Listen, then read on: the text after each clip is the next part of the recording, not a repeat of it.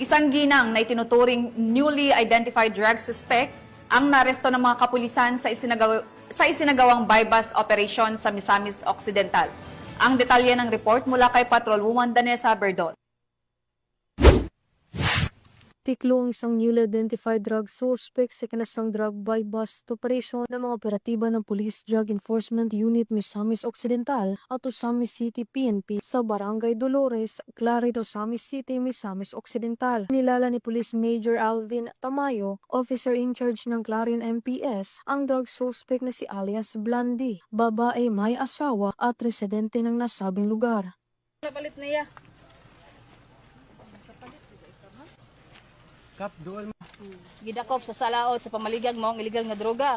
Ikaw na katungod sa pagpakahilom.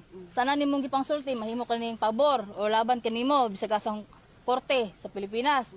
Sa kinasang drug bypass operation ng mga operatiba ng Clarin Municipal Police Station at Provincial Drug Enforcement Unit ay nasamsam ang 6 na pakete ng hinihinalang shabu at isang 500 peso bill na ginamit bilang bypass money.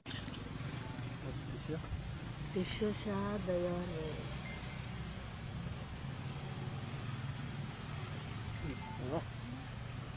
Isa.